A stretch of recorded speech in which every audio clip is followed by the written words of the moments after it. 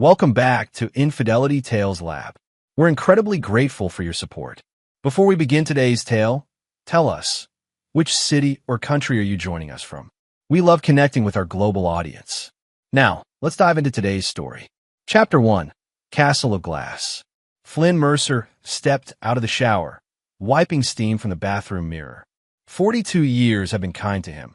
His exercise regimen maintained his broad shoulders and strong jawline despite the silver threading through his dark hair. 20 years as a structural engineer and restoration specialist had made him one of Phoenix's most sought-after experts in historical building preservation. He wrapped a towel around his waist and glanced at his watch on the counter. It was already 7:30 a.m., and he had a meeting at 9 with the city's historical society about restoring the century-old Hawthorne Theater downtown. Flynn had fought for months to prevent developers from demolishing the architectural landmark, and yesterday, he'd finally won. Walking into the bedroom, he found his wife Nora's side of the bed empty. Strange. She usually slept in on Tuesdays when her shift at the hospital didn't start until noon. Nora had worked as a nurse anesthetist for 15 years, having met Flynn when he'd broken his leg in a rock-climbing accident. Her calm demeanor during his panic had captivated him, and they'd been married within 2 years. Downstairs, Flynn found their son, Liam, hunched over a bowl of cereal, one hand scrolling through his phone. At 16, Liam had his mother's amber eyes and Flynn's stubborn chin. The boy glanced up briefly. "Dad, can I use your car tonight? Drama club's running late, and Mom said she can't pick me up." Flynn paused midway through pouring his coffee. "Where is your mother, anyway?" Liam shrugged, said something about picking up groceries before work. That seemed odd. Nora never shopped in the morning. Flynn grabbed an apple from the fruit bowl. "You can use my Audi, but only if your calculus grade improves. Mr. Sandoval emailed me yesterday." Liam groaned. "That's not fair. I only missed one assignment." "Life isn't fair," Flynn said, biting into the apple. "Success comes from consistency, not excuses." Flynn's phone buzzed with a message from his business partner, Weston Hargrove. Client meeting moved up. "Need you here at 8:30.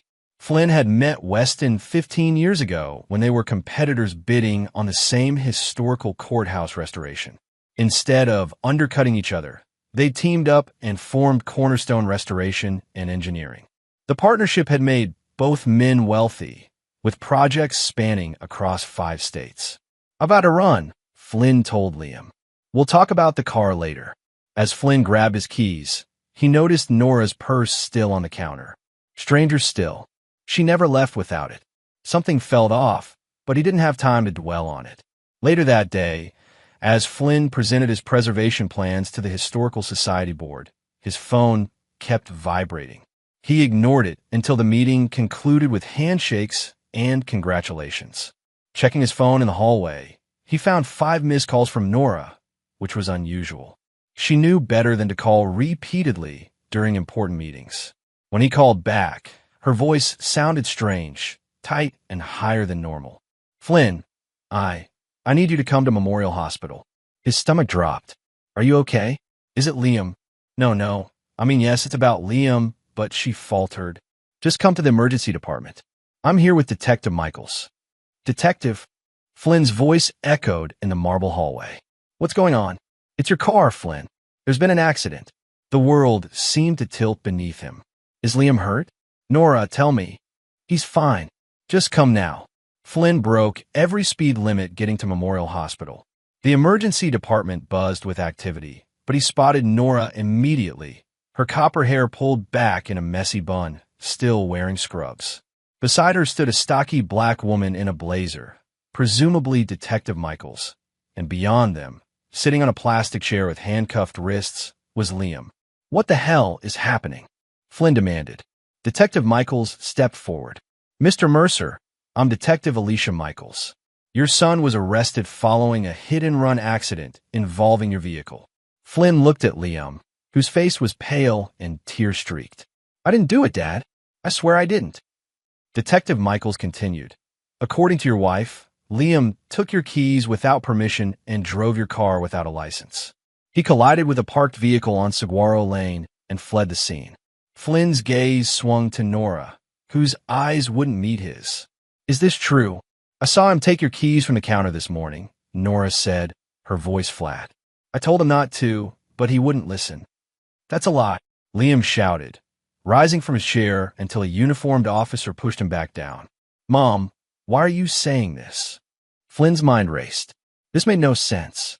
Liam had been at school all day, and the boy was many things: stubborn, occasionally lazy, but never a liar or a thief. "There must be some mistake," Flynn said. "Liam was at school. His teachers can confirm." The accident occurred at 10:23 a.m. Detective Michaels interrupted. "Your son's school reports him absent from second period, which started at 9:45. Flynn looked at Liam, whose expression had shifted from desperation to betrayal as he stared at his mother. Something wasn't right. Flynn had known his son for 16 years, had taught him integrity when the world offered easier paths. "I want to speak to my son alone," Flynn said firmly. Detective Michaels hesitated, then nodded. 5 minutes. When they were relatively private, Flynn crouched beside Liam. "Tell me the truth." "All of it." Liam's voice trembled. "I was at school, Dad.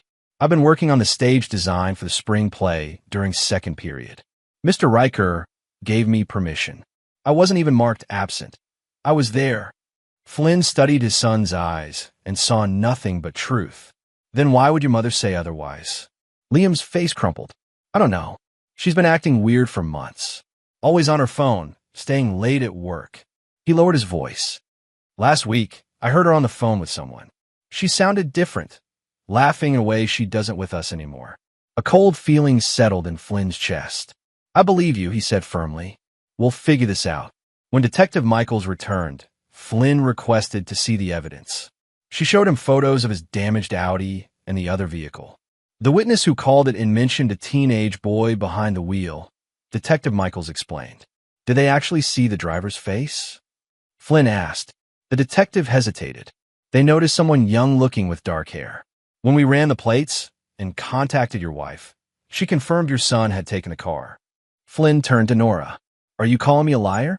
"Your own wife?" she suddenly shouted, her face flushing. "Why would I make this up? Our son made a mistake. He needs to face consequences."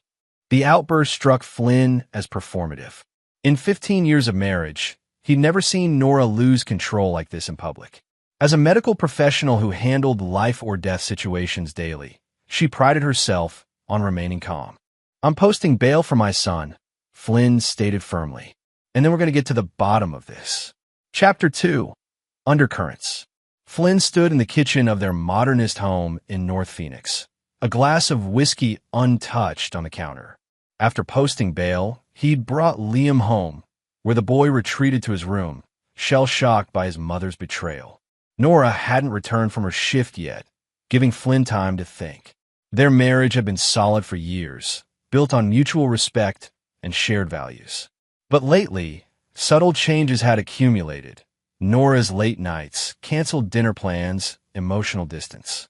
Flynn had attributed it to work stress, but Liam's revelation about secret phone calls painted a different picture. The security system chimed as the front door opened. Nora entered, placing her hospital badge on the console table. Seeing Flynn, she paused. "How could you do that to our son?" Flynn asked quietly. Nora's posture stiffened. "He broke the law, Flynn. I won't coddle him." "Stop lying," Flynn said, his voice dangerously calm. "Liam has an alibi. His drama teacher confirmed he was at school during the accident." Color drained from Nora's face before anger replaced it. "Are you calling me a liar?" "Your own wife." The repeated phrase struck Flynn as rehearsed. He stepped closer. "I'm giving you one chance to tell me the truth. The truth is our son is becoming irresponsible, and you enable him." Nora snapped. "I'm trying to teach him consequences." Flynn studied his wife of 15 years, the woman who'd nursed him through his recovery, who'd held his hand through his father's funeral, who'd given birth to their son. Now she stood before him, a stranger wearing his wife's face. "Who is he?" Flynn asked softly. Nora flinched as if struck. "What? The man you're seeing. Who is he?" "You're being ridiculous," Nora scoffed, but her hand trembled as she pushed hair from her face. "I work 80 hours a week saving lives while you obsess over old buildings." Maybe if you paid attention to your family instead of cornices and flying buttresses, you'd see what's happening under your own roof. The deflection was skilled. Attacking his passion for historical preservation had always been her go-to during arguments. But Flynn remained focused. "I saw our son handcuffed today for something he didn't do," Flynn said. "So either you're protecting someone or you crash my car yourself." Nora's expression hardened. "I'm going to bed. We'll discuss your paranoid accusations when you're sober." Flynn didn't follow her upstairs. Instead, he went to his home office and opened his laptop. The house's security system had been installed 3 months ago after a break-in attempt. It included cameras covering the driveway, front door, and backyard. Flynn accessed the system and scrolled back to that morning. At 10:05 a.m., his Audi backed out of the driveway. The angle made it impossible to see the driver clearly, but the timestamp aligned with the accident. Unable to glean more information, Flynn closed the laptop. Tomorrow, he would speak with their neighbor, Ruth Benson, an 80-year-old retired teacher who missed nothing on their street. If anyone had seen something unusual, it would be Ruth. Morning came with Nora already gone, her side of the bed cold. Flynn called Liam's school to ensure he could return, explaining the charges would be dropped. Then he visited Ruth, whose porch overlooked their driveway. "Oh, I certainly saw your wife leave yesterday morning," Ruth confirmed, pouring Flynn tea. "Not in her car, though. She got into a silver Tesla. Very flashy vehicle." Flynn frowned. "A Tesla? Are you sure?" "Positive. I noticed because the gentleman driving it has been picking her up quite regularly when you're at work. Handsome fellow, though his car is a bit ostentatious for my taste." Flynn's hands tightened around the teacup. "How long has this been happening?" Ruth looked uncomfortable. "I don't want to meddle, dear, but since you're asking, at least 3 months. Always the same routine. He parks down the street, she walks to meet him. Yesterday was different, though. She came back driving your car around noon, looking, well, not herself." Flynn thanked Ruth and returned home, his mind racing. The security footage showed his Audi leaving at 10:05 a.m., and the accident occurred at 10:23 a.m. But who was driving? And why blame Liam? The answer began to materialize when Flynn examined his car, now parked in their garage with damage to the front bumper. Inside, he found a hospital parking stub from yesterday morning. And wedged between the passenger seat and center console was a silver cufflink engraved with the initials BM. Flynn didn't recognize the initials, but he knew someone who might. He called Weston. "Bryce Madigan," Weston said immediately. "He's the new administrator at Memorial. I met him at that fundraiser last month, the one Nora attended with you." Flynn remembered the event. Nora had been animated that evening, more engaged than she'd been in months. He'd been pleased to see her enjoying herself, not realizing she was performing for another man. "What do you know about him?" Flynn asked. Weston hesitated. "He's divorced, ambitious. Recently moved from Chicago after some scandal. Nothing confirmed, just rumors." "What?" Flynn didn't elaborate. After hanging up, he searched for Bryce Madigan online. The hospital administrator had a polished LinkedIn profile and sparse social media presence. Flynn found a photo from the hospital fundraiser, and there was Nora in the background, her eyes fixed on Madigan while Flynn spoke with the donor. The pieces were falling into place, but one question remained. Why frame Liam? A simple accident wouldn't warrant such an extreme measure. That evening, Flynn waited for Nora in the living room. When she arrived, he watched her carefully, the slight flinch when she saw him, the way her eyes darted to the stairs, hoping to avoid confrontation. "We need to talk," Flynn said. Nora sighed theatrically. "Can it wait? I've had a brutal shift." "No, it can't." Flynn stood. "I know about Bryce Madigan." The color drained from Nora's face. "I don't know what you're talking about." "Silver Tesla. Hospital administrator. The man you've been sleeping with for 3 months." Flynn's voice remained even. "The man who was driving when you crashed my car." Nora's composure cracked. "You're spying on me now?" "You framed our son," Flynn countered. "Made him spend a night in juvenile detention for something you did." "Why, Nora?" Was the affair not destructive enough? Tears filled Nora's eyes. Whether genuine or tactical, Flynn couldn't tell anymore. "It was an accident," she whispered. "Bryce picked me up early. We had a few drinks at his place. Then I remembered I had to get something from home. He offered to drive me in your car because he didn't want to park his Tesla in the driveway. So you let him drive my car drunk? Then blamed our son when he crashed it. Bryce panicked. Nora said, he's up for promotion. A DUI would ruin everything. It was just a parked car. No one was hurt. Except Liam, Flynn said coldly. Our son was hurt. By you. The revelation hung between them, the foundation of their marriage crumbling with each passing second. I'll tell the police the truth, Nora said finally. Clear Liam's name. That's not enough, Flynn said. Not nearly enough. Chapter 3. Fault Lines. Flynn sat in his parked truck outside Memorial Hospital, watching the staff entrance. After 3 days of investigation, he'd assembled the pieces of Nora's betrayal.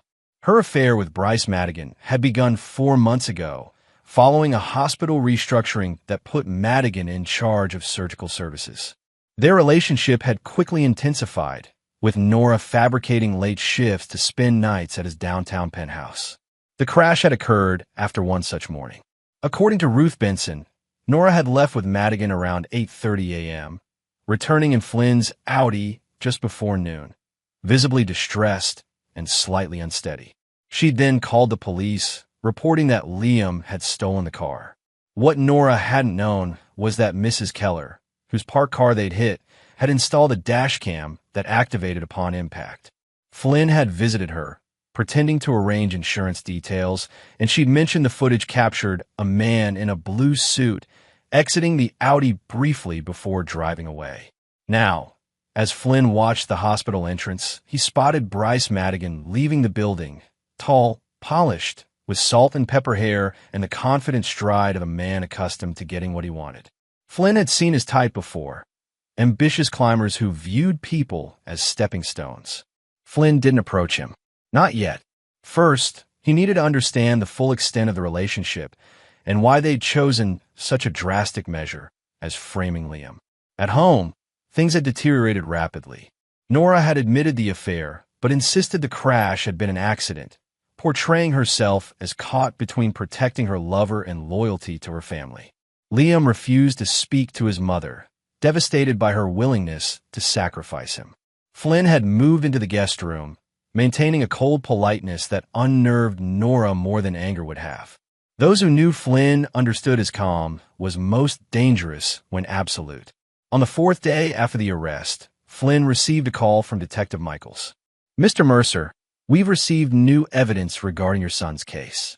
A witness has provided footage showing someone other than your son driving the vehicle during the accident. Flynn feigned surprise.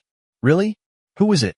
We're still investigating, but I wanted you to know the charges against Liam are being dropped. Thank you, Detective. I appreciate your thoroughness. After hanging up, Flynn wondered if Nora had confessed or if the Kellers had submitted their dashcam footage. Either way, Liam was cleared, but that was only the beginning. That evening, Flynn was reviewing documents in his office when the security system chimed, alerting him to motion at the front door.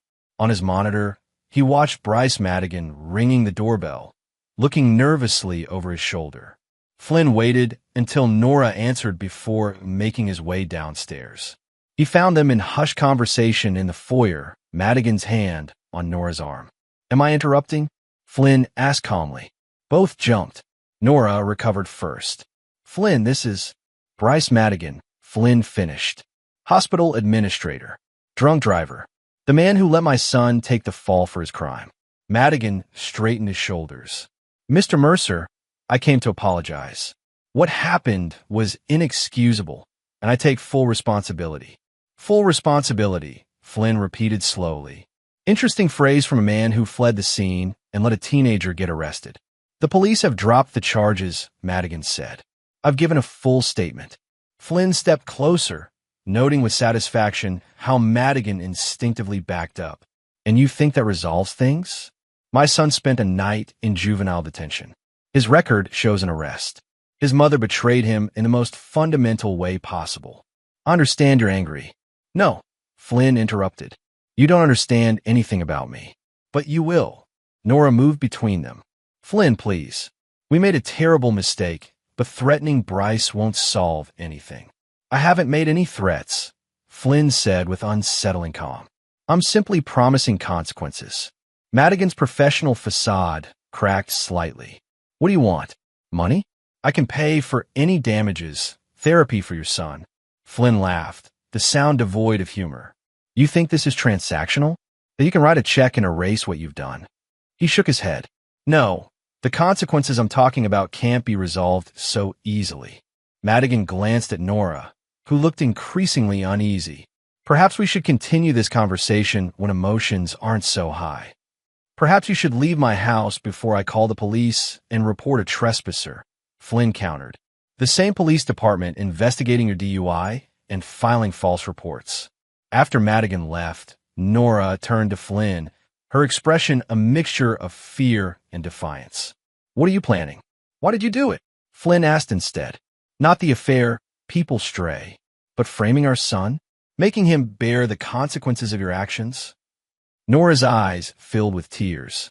It wasn't supposed to happen like that. Bryce was driving, yes, but we only had 2 glasses of wine. When he hit the car, he panicked. His father is on the hospital board. A DUI would have ended his career. So you sacrificed Liam instead. No, I thought they'd see he was just a kid who made a mistake. First offense, no one hurt. I figured he'd get community service at most. I never imagined they'd handcuff him.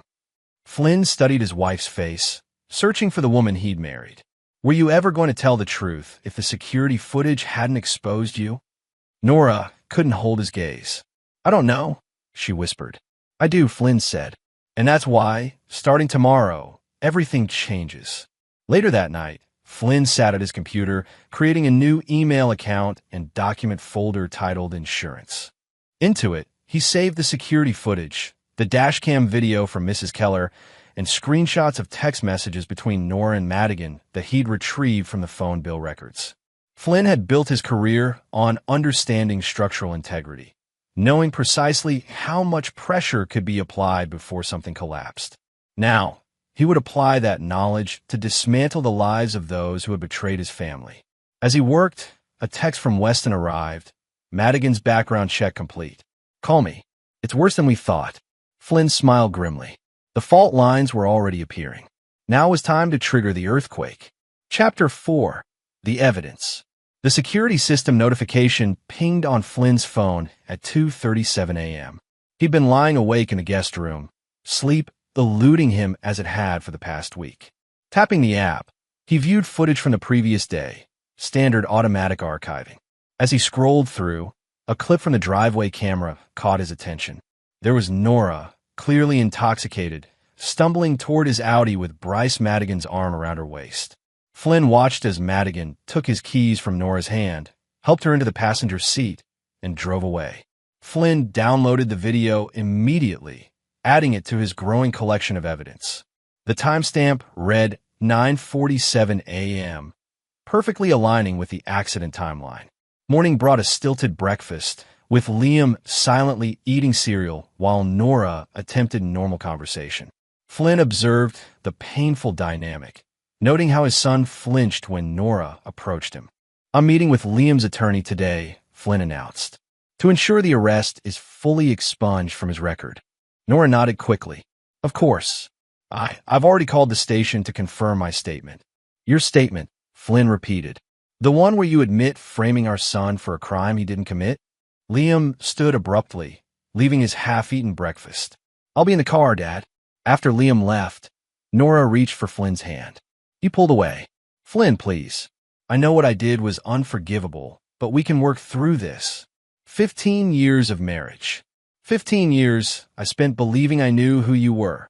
Flynn interrupted. Now I realize I never did. At the law office, attorney Danielle Rodriguez reviewed the evidence Flynn had gathered. The charges against Liam have been dropped, she confirmed, but we should petition to have the arrest record sealed immediately. As for Mrs. Mercer and Mr. Madigan, she hesitated. They could face charges for filing a false police report, allowing an unlicensed minor to take blame for a crime, potentially endangerment of a minor and obstruction of justice. What's the likely outcome? Flynn asked. For first-time offenders with good lawyers? Probation, fines, maybe community service. Mr. Madigan might face more serious consequences for the DUI and leaving the scene. Not enough, Flynn said quietly. Danielle studied him. Mr. Mercer, as your attorney, I advise focusing on clearing Liam's record and moving forward. Pursuing maximum punishment against your wife will only prolong the family's suffering. Flynn nodded, but his mind was elsewhere. After leaving Danielle's office, he drove to meet Weston at a quiet cafe away from their usual haunts. Weston slid a folder across the table. Bryce Madigan isn't his real name. He's Blake Morrison, formerly chief administrator at Chicago Memorial until 3 years ago. Flynn opened the folder, finding newspaper clippings and printouts. What happened in Chicago? Sexual harassment allegations from multiple nurses, prescription drug theft, and financial improprieties. Nothing stuck criminally. His father's connections made sure of that, but the hospital quietly asked him to resign. He changed his name slightly, moved to Phoenix, and reinvented himself. Flynn flipped through the documents. His father is Harold Morrison, the pharmaceutical executive? Weston nodded.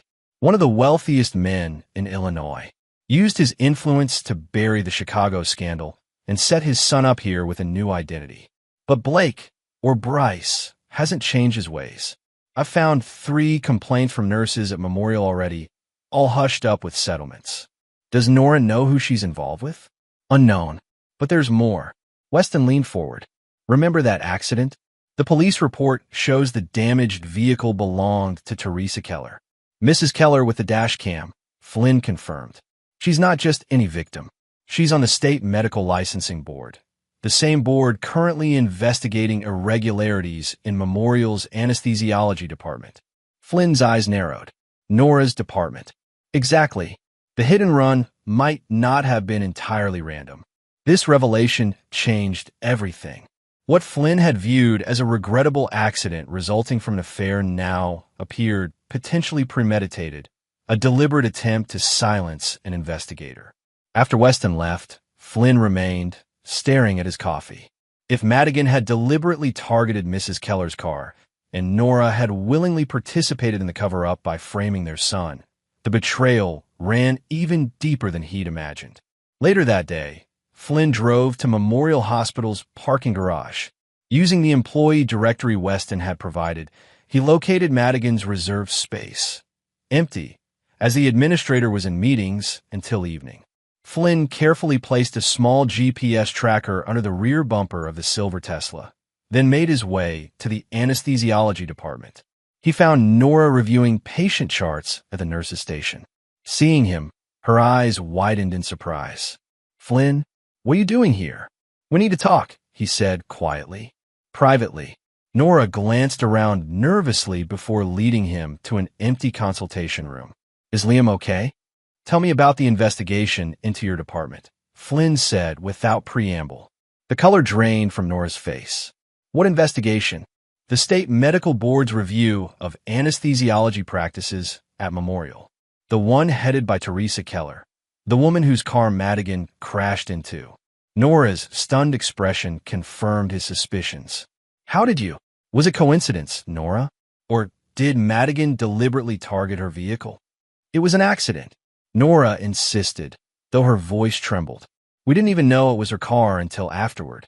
And when you found out, when you realized whose car you'd hit, Nora's silence spoke volumes. That's why you framed Liam, Flynn continued. Not just to protect Madigan from a DUI, but to ensure Mrs. Keller wouldn't connect the accident to her investigation. You don't understand, Nora whispered. There are discrepancies in the medication logs, missing fentanyl doses. The board thinks someone in our department is diverting drugs. If word got out that the hospital administrator was involved in a hit and run with the lead investigator's car. So you sacrificed our son to protect your career and your lover's reputation, Flynn concluded. How convenient that your solution solved both problems.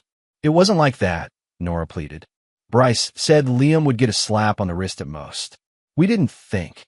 No, you didn't think, Flynn cut her off. Not about Liam, not about me, not about our family. Only about yourselves. Nora reached for him, but Flynn stepped back. What are you going to do? What I should have done from the beginning, Flynn replied. Protect my son. He left Nora standing in the consultation room, her carefully constructed world beginning to unravel. That night, the GPS tracker showed Madigan's car moving to an address in Scottsdale, an upscale apartment complex. Flynn drove there, parking with a view of the entrance. At 9:43 p.m., Nora's SUV pulled into the visitor's parking. She entered the building, emerging hours later looking disheveled. Despite everything, the visual confirmation of her ongoing affair still felt like a physical blow. Flynn had held out some hope that Nora had ended things with Madigan after the crash, that perhaps there was still something worth salvaging in their family. That hope died as he watched his wife exit the building, checking her appearance in the rearview mirror before driving away. When Flynn returned home, he found Liam waiting up, pretending to watch TV. "You were following Mom, weren't you?" the boy asked without looking away from the screen. Flynn sat beside his son. "How did you know?" "She called, said she was working late. But I saw her leave earlier with a bag." Liam finally turned to him. "She's still seeing him, isn't she? Even after everything." Flynn considered lying to protect his son's feelings, but Liam deserved the truth. "Yes." Liam nodded, his jaw tight. "Are you going to divorce her?" "I think that's inevitable at this point." "How do you feel about that?" "Relieved," Liam admitted. "I can't even look at her anymore. Every time she tries to talk to me, all I can think about is sitting in that holding cell, wondering why my own mother would lie about me." Flynn put an arm around his son's shoulders. "I'm so sorry you're going through this. None of it is your fault." "I know," Liam said. "But Dad, what are you planning? You've got that look." "What look?" "The one you had when those developers tried to tear down the Hawthorne Theater. Like you're about to go to war." Flynn hesitated. "I'm just gathering information." "Bullshit," Liam said. "You're plotting something." "I know you, Dad." Flynn managed a small smile. "I'm ensuring that everyone involved faces appropriate consequences." "Including Mom?" The question hung heavy between them. Flynn chose his words carefully. "Your mother made choices that hurt you deeply. There has to be accountability for that." Liam was silent for a moment. "Just don't do anything that'll make things worse, okay? I just want this to be over."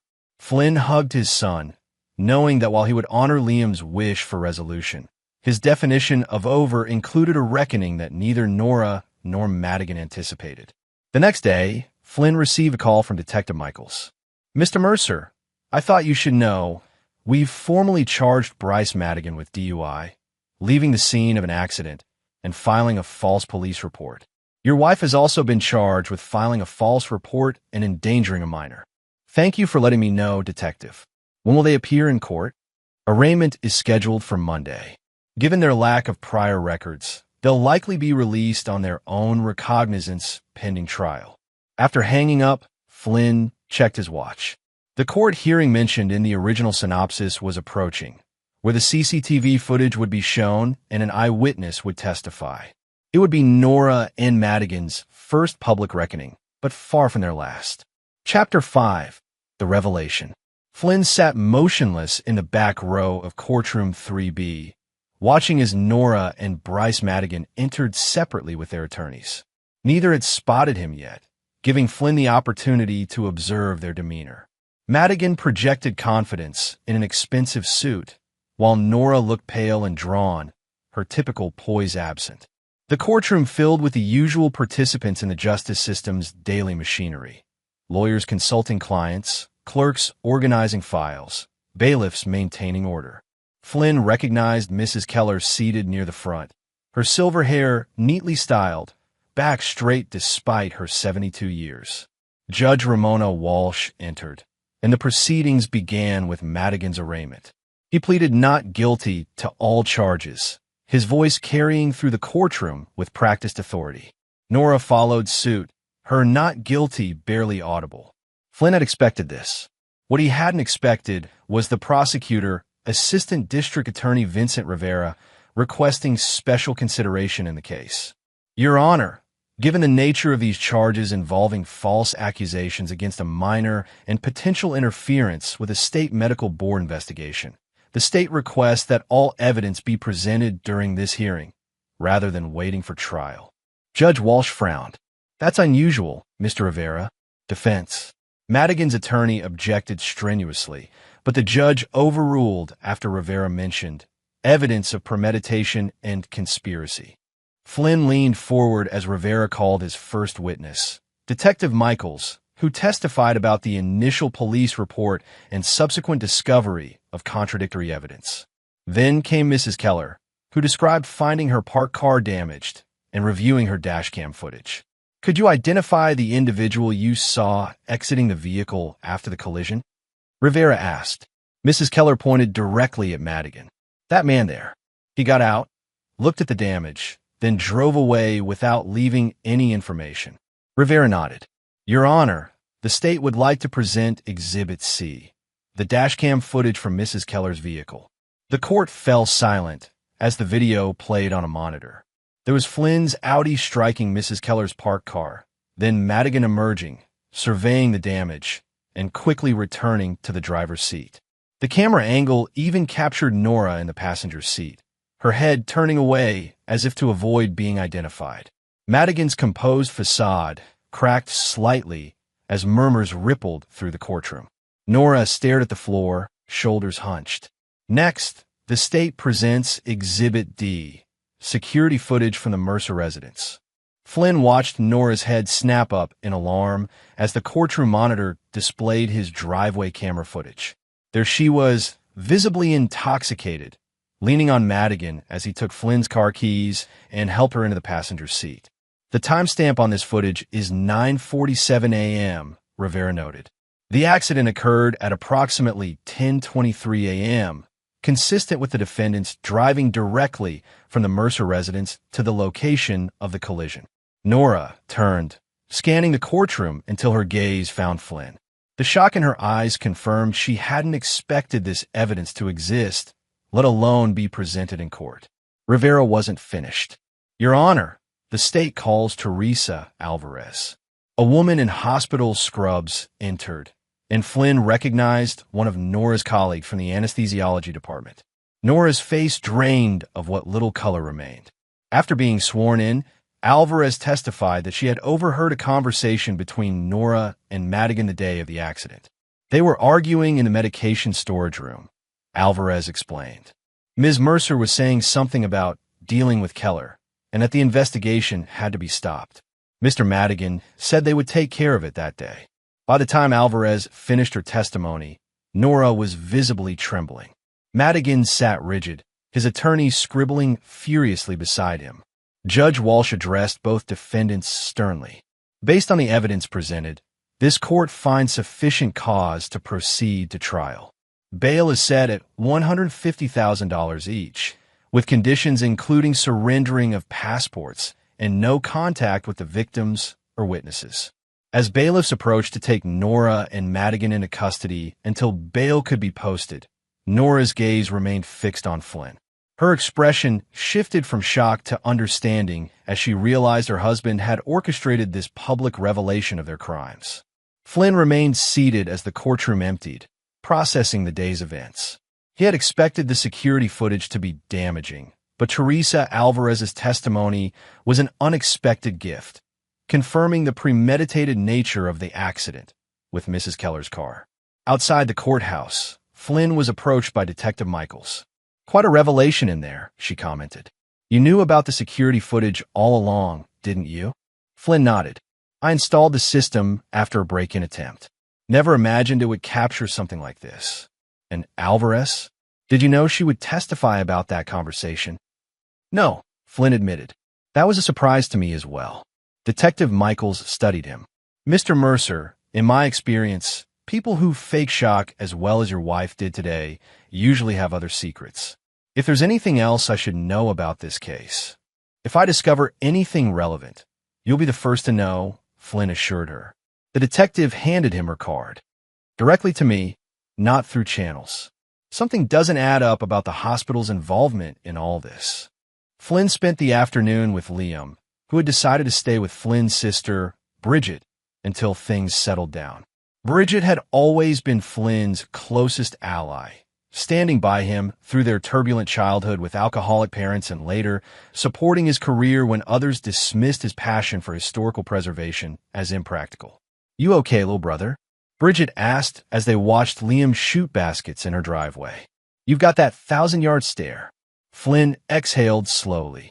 I keep thinking I should feel something more. Anger, grief, something. Instead, I just feel. Resolved, Bridget finished. I recognize it from when you were 8 and decided you would get us out of Dad's house someday. That same quiet determination. They targeted Mrs. Keller deliberately, Bridge. It wasn't just an accident they covered up. They planned to hit her car to intimidate her about some investigation. Bridget's expression hardened, and they framed my nephew. What's your next move? Nora called twice from the detention center. I haven't answered. Will you? Flynn considered the question. Not yet. Let her sit with the consequences for a while.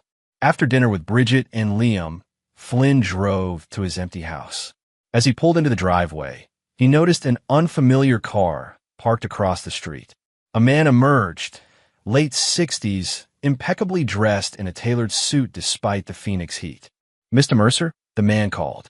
Harold Morrison. I believe we need to talk. Flynn recognized the name immediately. Bryce Madigan's father, the pharmaceutical executive who had helped his son escape consequences in Chicago. Not interested, Flynn said, continuing toward his front door. Morrison followed, his voice carrying a practiced charm that had likely opened many doors. I understand your anger. What my son and your wife did was inexcusable. But perhaps we can discuss a resolution that benefits everyone. Flynn turned, studying the older man. By resolution, you mean by my silence? Helping your son escape consequences again. Morrison's smile didn't reach his eyes. I prefer to think of it as compensation for your family's distress. Your son's education fully funded, perhaps. A generous divorce settlement for you. My son was handcuffed and jailed for a crime your son committed, Flynn said evenly. Then they tried to obstruct a medical board investigation by targeting an investigator. There's no price tag for that. Everything has a price, Mr. Mercer, Morrison countered. Even principles. Flynn stepped closer. Not mine. Something in Flynn's tone made Morrison reassess him. I admire your conviction, but consider the practical aspects. A drawn-out trial will only traumatize your son further. Is that a threat? Flynn asked quietly. A reality check. My son's attorney will question your son's character, your parenting, your marriage, anything to create reasonable doubt. Is that really what you want for Liam? Flynn felt cold fury building. Let me be absolutely clear, Mr. Morrison. Your son and my wife conspired to commit a crime, then framed my teenage son to cover it up. If you think I'll back down because of courtroom tactics, you've misjudged me severely. Morrison's facade of reasonableness slipped slightly. Don't be foolish. My son will receive the best defense money can buy. Your wife will claim coercion. The evidence will be contested. In the end, they'll likely serve minimal consequences while your family is dragged through the mud. Perhaps, Flynn acknowledged. Or perhaps there's more evidence than was presented today. Something in Flynn's tone made Morrison pause. What are you implying? I'm not implying anything. I'm telling you that your visit here has accomplished the opposite of your intention. I'm now more determined than ever to see this through. After Morrison left, Flynn called Weston. I need everything you can find on Harold Morrison's pharmaceutical connections to Memorial Hospital. Already working on it, Weston replied. Preliminary research shows Morrison's company supplies most of the hospital's anesthesia medications, including fentanyl. The same drug Nora mentioned was missing from inventory logs, Flynn noted. Exactly. And guess who sits on the committee that approves pharmaceutical contracts? Our friend Bryce Madigan. The pieces were falling into place. The missing drugs, Madigan's position, Morrison's pharmaceutical company, the medical board investigation, and Nora's involvement through the anesthesiology department. Flynn considered his next move carefully. Harold Morrison's visit confirmed that Madigan's family would use every resource to protect him. Flynn needed to ensure the evidence was so overwhelming that even Morrison's influence couldn't overcome it. Later that night, Flynn finally answered Nora's call from the detention center. Flynn, thank God. Her voice sounded desperate. You have to help me. This is all a misunderstanding. Stop, Flynn interrupted. No more lies, Nora. I saw the footage. I heard the testimony. A pause. It wasn't supposed to happen like this. Bryce convinced me Mrs. Keller was on a witch hunt, that she was going to shut down our department over paperwork errors. Was he stealing drugs, Nora? Is that what the investigation was really about? Another pause, longer this time. I didn't know at first, she admitted finally. I noticed discrepancies in the logs months ago, but Bryce explained it away as computer errors. By the time I realized what was happening, I was already involved. Involved how? He asked me to sign off on inventory reports. Said it was just to get the board off our backs until the system could be updated. Flynn closed his eyes, picturing his wife of 15 years falsifying medical records. And when did you realize he was actually diverting drugs? The morning of the accident, Nora's voice cracked. He was acting strange, jittery. When I confronted him, he admitted he'd been taking fentanyl, said it helped with the pressure of the job. That morning, Mrs. Keller had requested specific inventory records going back 6 months. He panicked. So you got drunk with him, let him drive my car, and then helped frame our son when he crashed, Flynn summarized coldly. I was afraid, Nora whispered. Bryce said if the diversion was discovered, I'd lose my license, maybe face charges. He convinced me it was just a minor accident, that Liam would get a slap on the wrist while we figured out how to handle the investigation. And that justified throwing our son to the wolves? Silence. I want a divorce, Nora, Flynn said finally. I've already contacted an attorney. Please, Flynn, Nora begged. I made a terrible mistake, but 16 years of marriage ended the moment you chose Madigan over our son, Flynn finished. There's nothing left to discuss. After hanging up, Flynn sat in the darkness of his home office, processing Nora's partial confession. She had admitted to knowingly falsifying medical records, but portrayed herself as manipulated by Madigan rather than an active participant in the drug diversion. Flynn didn't believe her. The Nora he had known, or thought he knew, was too intelligent, too detail-oriented to miss systematic theft from her department. Her claim of ignorance until the morning of the accident contradicted Teresa Alvarez's testimony about their premeditated plan to deal with Keller. As he contemplated the disparity, Flynn received an email from an anonymous address. The subject line read simply, "About Bryce Madigan." Inside was a single document, a scanned letter from Chicago Memorial's legal department to Madigan, then Morrison, detailing allegations of sexual harassment and drug theft. The final paragraph mentioned a nurse named Rebecca Winters, who had filed a formal complaint about Morrison pressuring her to falsify narcotic inventory records. The email signature contained only a line. From one survivor to another, you're not alone. Flynn immediately searched for Rebecca Winters online, finding her listed as a nurse anesthetist at a hospital in Tucson. He saved her contact information, knowing she might be key to understanding the full pattern of Madigan's behavior and potentially providing crucial testimony. The pieces of Flynn's counterattack were coming together. But first, he needed to understand exactly what they had been planning against Mrs. Keller and how deep the conspiracy extended into Memorial's administration. Chapter 6. The Aftermath. 3 weeks after the courtroom revelation, Flynn stood beside Liam in the empty living room of their former home. Movers had already transported their belongings to the modern condo Flynn had purchased downtown, closer to his office and Liam's school. The house, once their sanctuary, now echoed with painful memories. "Ready?" Flynn asked his son. Liam nodded, taking a final glance around. "Yeah, nothing left here for us." As they locked the door for the final time, Flynn's phone rang. Detective Michaels. "Mr. Mercer, we found something you should see. Can you come to the station?" At police headquarters, Michaels led Flynn to an interview room where a laptop waited. "We executed a search warrant on Mr. Madigan's cloud storage as part of the ongoing investigation," she explained. "Among his files, we found these recorded conversations." Flynn listened as Madigan's voice emerged from the speakers. "Keller's getting too close. The audit next week will expose everything." Then Nora's voice. "We could delay the audit. Say we need more time to reconcile the inventory." "We've used that excuse twice," Madigan replied. "No, we need to neutralize Keller directly." Michaels stopped the recording. "There are dozens of these over the past 3 months. Your wife was fully aware of the drug diversion scheme from the beginning. In fact, she appears to have been instrumental in concealing it. The revelation, while not surprising, still felt like a physical blow. Flynn had suspected Nora was more deeply involved than she'd admitted, but hearing her voice calmly discussing criminal activities shattered any lingering doubts. There's more, Michaels continued hesitantly. The plan to target Mrs. Keller wasn't just intimidation.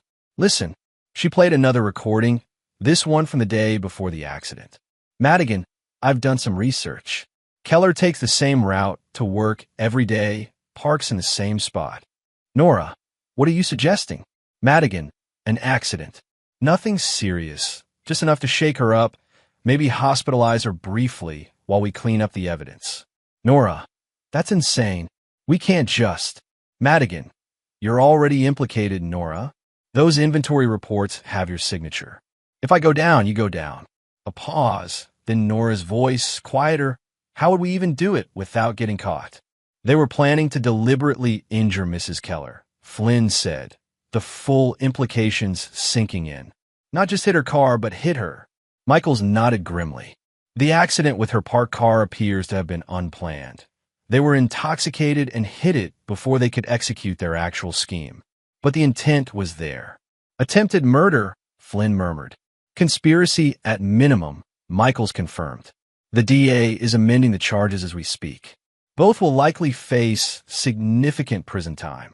After leaving the police station, Flynn sat in his truck, processing this latest revelation.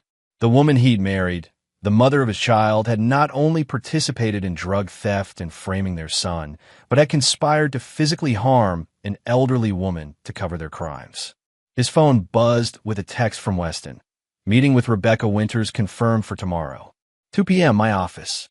Flynn had reached out to the nurse from Chicago, who had agreed to fly to Phoenix to share her experiences with Madigan/Morrison. If her testimony corroborated the pattern of behavior, drug theft, falsified records, intimidation, it would further strengthen the case against both Madigan and Nora. That evening, Flynn met with his divorce attorney, Samuel Peters, who reviewed the new evidence. This changes everything, Peters noted. With criminal charges this serious, Ms. Mercer will have minimal leverage in divorce proceedings. We can push for the most favorable terms. Flynn nodded, though financial considerations seemed almost trivial compared to the moral betrayal. I want full custody of Liam. No visitation until he's ready, if he's ever ready. Given the circumstances, that's virtually guaranteed, Peters assured him. A mother who frames her child for a crime, then conspires to harm someone to cover up her own criminal activities. No judge would grant her access against the child's wishes. The next day, Flynn and Weston met Rebecca Winters, a composed woman in her 30s whose calm demeanor couldn't fully mask the tension in her shoulders. Thank you for coming, Flynn said. I know this can't be easy. When I heard Blake Morrison was using a new name and doing the same things in Phoenix, I couldn't stay silent, she replied. Not again. Over the next hour, Rebecca detailed her experience in Chicago, how Madigan, then Morrison, had systematically diverted narcotics, falsified records, and pressured staff to cooperate through a combination of threats and charm. He targeted vulnerable people, she explained, nurses with financial problems, personal issues, or professional insecurities. Made them feel special at first, then gradually involved them in his schemes until they were too compromised to report him. That sounds like what happened with my wife, Flynn acknowledged. Rebecca nodded sympathetically. It's his pattern. By the time I realized what was happening and reported him, he'd already compromised 3 other nurses in my department. His father's connections ensured he faced no criminal charges, just a quiet resignation and a move to another state. Would you be willing to testify about this pattern of behavior? Weston asked. That's why I'm here, Rebecca confirmed. I couldn't live with myself if he hurt more people because I stayed silent. Flynn arranged for Rebecca to meet with Detective Michaels, providing another crucial piece in building the case against Madigan and, by extension, Nora. The following week brought another development, a call from Harold Morrison requesting another meeting. This time, Flynn agreed, choosing a public cafe for the encounter. Morrison looked significantly less composed than during their previous meeting. The strain of his son's expanded charges showed in the tightness around his eyes. "Mr. Mercer," he began without preamble, "the situation has escalated beyond what anyone intended." "Beyond what anyone intended?" Flynn repeated incredulously. "Your son and my wife conspired to physically harm a state medical board investigator. They framed my 16-year-old son for a crime. They stole narcotics from a hospital. Which part was unintentional?" Morrison's jaw tightened. "I'm not here to defend their actions. I'm here to propose a resolution that prevents further damage to all parties involved." "I'm listening," Flynn said, though his tone suggested little receptivity. "My son will plead guilty to reduced charges, drug possession, reckless endangerment, and filing a false report. In exchange, the conspiracy charges would be dropped. Your wife would receive a similar deal." "And why would I support such an arrangement?" Morrison leaned forward. "Because the alternative is a highly publicized trial that will drag your son's name through the press for months. Because even with a plea, my son and your wife will serve time, just not the decade or more they're currently facing." Flynn studied the man across from him, a powerful figure accustomed to manipulating outcomes to his advantage. "Why come to me? This is between your son's attorneys and the prosecutor. The DA's office has indicated they would consider the deal if the victims didn't object," Morrison admitted. "Mrs. Keller has tentatively agreed, primarily due to her health concerns about a lengthy trial. Which leaves you and your son." Flynn considered his options carefully. A plea deal would mean certainty. Madigan and Nora would definitely serve some time, face professional consequences, and have criminal records. A trial meant the possibility of harsher sentences, but also the risk of acquittal if Morrison hired skilled enough attorneys. "I'll need to discuss this with my son," Flynn said finally. "He's the one they victimized most directly." Morrison nodded, appearing relieved at even this minimal concession. "Of course, I understand family considerations." As Morrison rose to leave, Flynn added, "One more thing. My agreement to consider this proposal is contingent on full financial disclosure of your pharmaceutical company's relationship with Memorial Hospital, specifically documentation of all narcotic shipments to the anesthesiology department over the past 3 years." Morrison's expression hardened. "That's not relevant to the criminal case. It is if your company was knowingly supplying more narcotics than the hospital legitimately required," Flynn countered. "If inventory discrepancies were ignored because of your son's position." "You're overstepping," Morrison warned.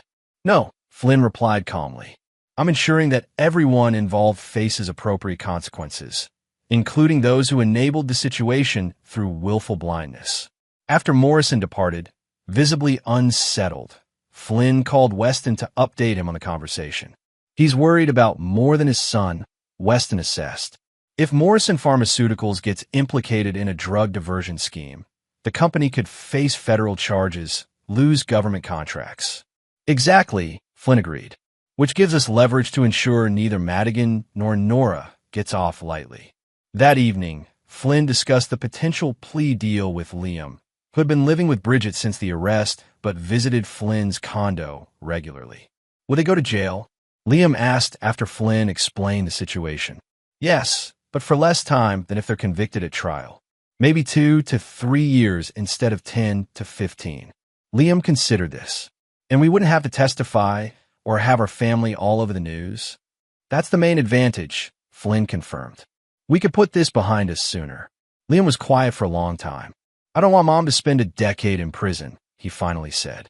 "But I don't want her to get away with it, either." "She won't get away with it," Flynn assured him. "Even with a plea deal, her nursing license will be revoked. She'll have a felony record. Her life, as she knew it, is over regardless." "Then I think we should agree," Liam decided. "Not for her sake, but for ours. I'm tired of being that kid whose mom framed him. I want to move on." Flynn embraced his son, struck by his maturity amid such betrayal. "Then that's what we'll do." The next day, Flynn informed Detective Michaels of their decision, with conditions. Both Madigan and Nora would serve actual prison time, not probation. They would provide complete testimony about the drug diversion scheme, and Morrison Pharmaceuticals would submit to an independent audit of their hospital supply records. Over the following weeks, the legal machinery ground forward. Nora made multiple attempts to contact Flynn directly, but he maintained boundaries, communicating only through attorneys. The divorce proceedings progressed concurrently with the criminal case, with Nora's deteriorating position giving Flynn favorable terms on all fronts. 6 weeks after the courtroom revelation, both Madigan and Nora appeared before Judge Walsh to enter guilty pleas. Flynn and Liam attended, sitting beside Mrs. Keller in the front row. Flynn observed his soon-to-be ex-wife closely. The prison issued clothing hanging loosely on her frame, her copper hair dulled, dark circles beneath her eyes as she responded to the judge's questions in a subdued voice. For a moment, watching the woman he had loved for 16 years facing the consequences of her actions, Flynn felt a complicated mixture of emotions. Anger still, but also sadness for what they had lost, for the family that had been shattered.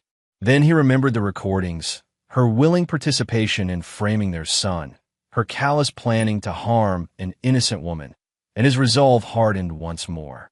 After the hearing, as Nora was led away in handcuffs, she looked back at Flynn and Liam, a pleading gaze that neither returned. Outside the courthouse, reporters clustered around Harold Morrison, whose pharmaceutical company stock had plummeted 30% since the investigation expanded to include their supply practices. Flynn navigated Liam through the crowd toward their vehicle, where Bridget waited. "Is it over?" Liam asked as they drove away. Flynn glanced at his son, seeing both the child he had raised and the man emerging from adversity. "The criminal case is mostly resolved. The divorce will be finalized soon, but recovery takes longer." Liam nodded, looking out the window at the Phoenix skyline. "At least now we can start." Flynn squeezed his son's shoulder, knowing that while the legal battles were concluding, the emotional aftermath would continue. But they would face it together, rebuilding their lives with truth as the foundation. That night, Flynn sat on his condo balcony, watching the city lights flicker against the desert sky. His phone buzzed with a text from Detective Michaels. "Federal investigation into Morrison Pharmaceuticals officially open today. Your evidence made the difference." Flynn allowed himself a small smile of satisfaction. Justice was unfolding on multiple fronts, holding accountable not just Nora and Madigan, but the systems that had enabled them. The security camera notification that had appeared on his phone that fateful night, showing his wife's betrayal in undeniable clarity, had initiated a cascade of revelations and consequences. The truth, once exposed, had proven unstoppable. Flynn raised his glass to the night sky. Some structures, he knew from his professional experience, could not be saved once their foundation was compromised. The only solution was demolition and rebuilding on stronger ground. Chapter 7. The Countermove. 6 months after Nora and Bryce Madigan began serving their sentences, Flynn's life had established a new rhythm. The divorce had been finalized with terms heavily favoring Flynn. Full custody of Liam, the condo, and most of their assets, while Nora's legal troubles had left her financially devastated. Flynn's architectural restoration business was thriving, with the Hawthorne Theater project becoming a showcase of his firm's abilities. Liam had returned to a semblance of normalcy, excelling in school and finding solace in his drama club activities. On a crisp October morning, Flynn reviewed blueprints in his downtown office when Weston burst in without knocking. "Have you seen this?" he demanded, slapping a folder on Flynn's desk. Inside was a lawsuit naming Flynn as defendant, filed by Nora from prison, accusing him of orchestrating a complex setup to frame her and Madigan by tampering with security camera footage and colluding with Mrs. Keller.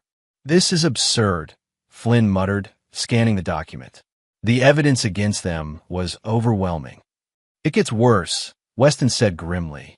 "Morrison Pharmaceuticals filed a separate action claiming you fabricated evidence to trigger the federal investigation into their company.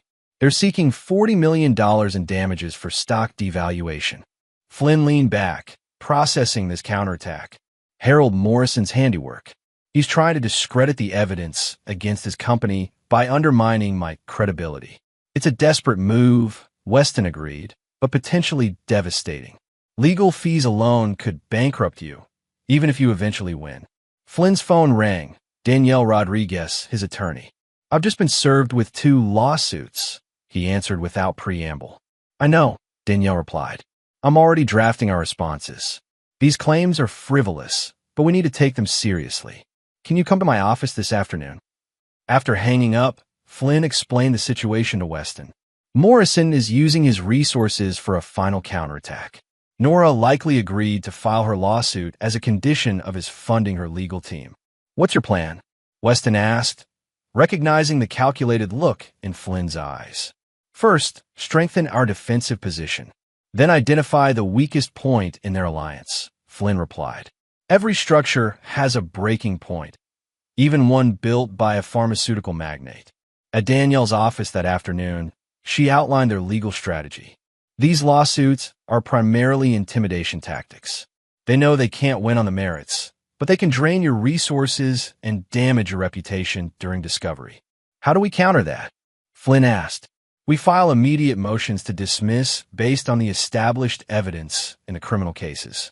We also request sanctions against their attorneys for filing frivolous claims. She hesitated.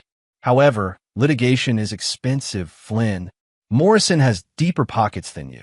I won't be bullied into submission, Flynn stated firmly. Not after what they did to Liam. Danielle nodded. There's another angle we could pursue.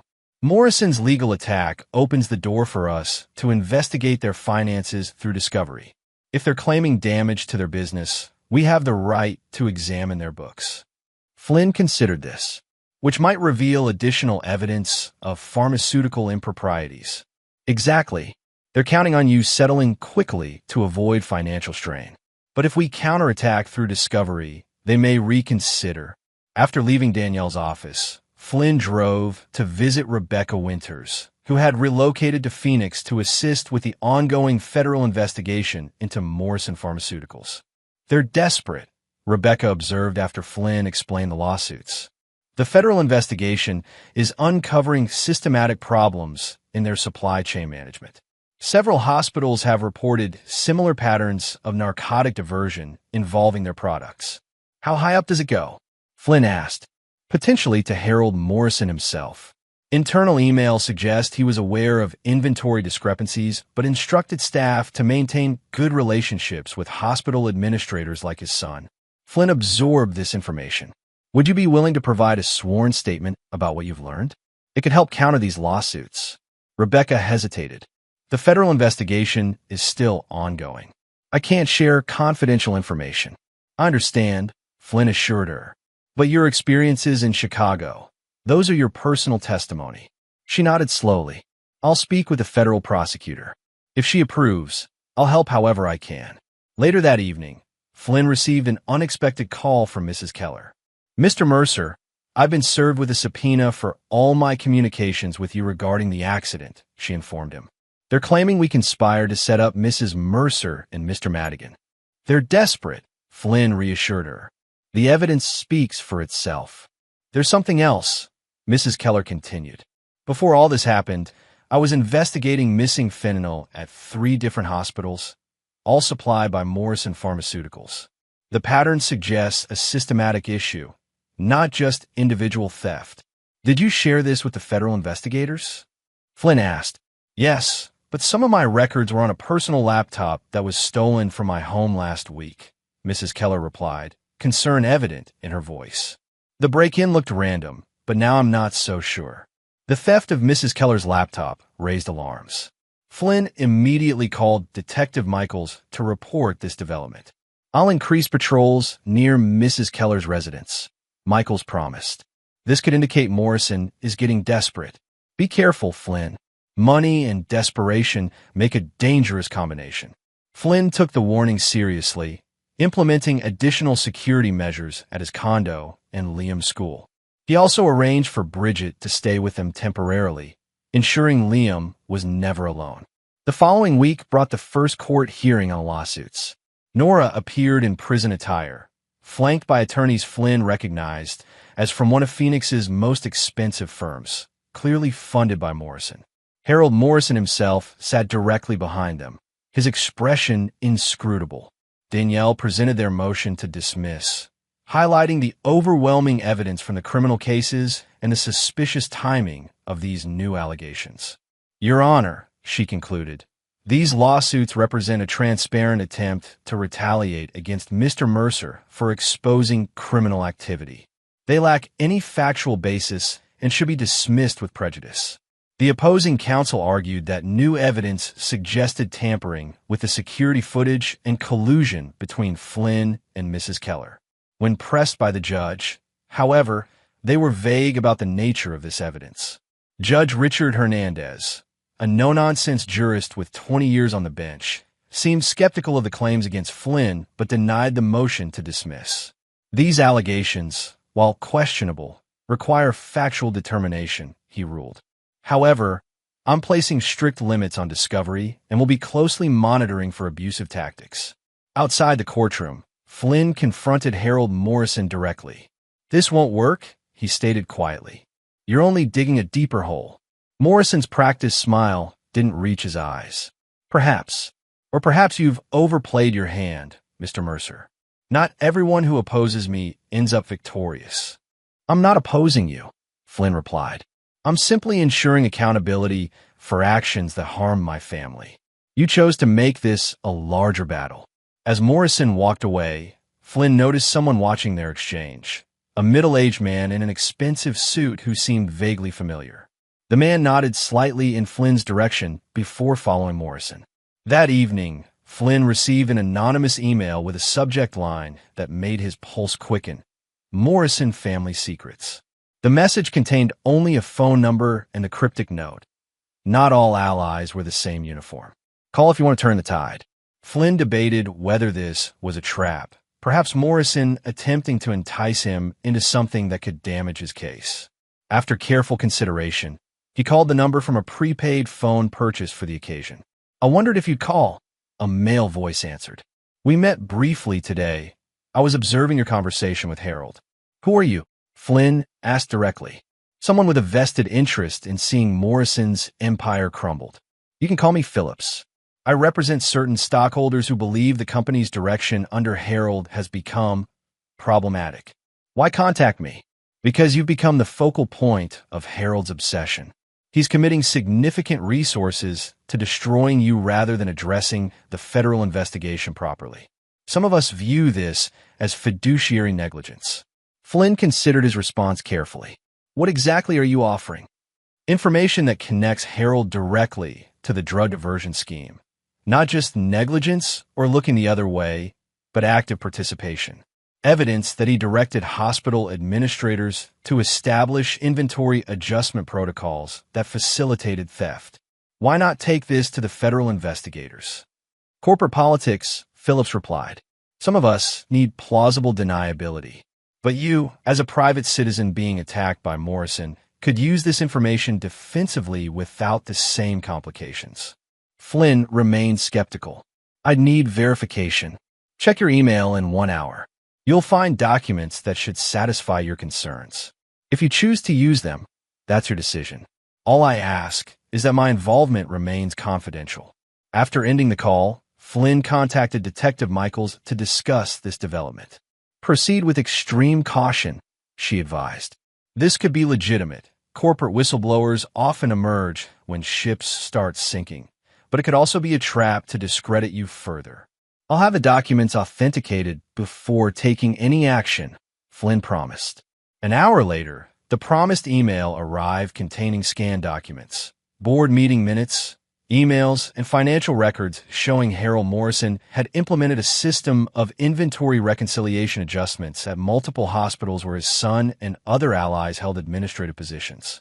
Most damning was an email from Harold to Bryce. The Keller situation needs resolution before the audit. Use whatever means necessary to delay her investigation. Financial incentives preferred, but other options available if required.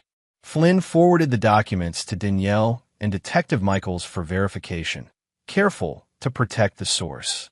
If authentic, these records provided a direct link between Harold Morrison and the conspiracy against Mrs. Keller, transforming what had appeared to be Bryce and Nora's scheme into part of a larger corporate criminal enterprise.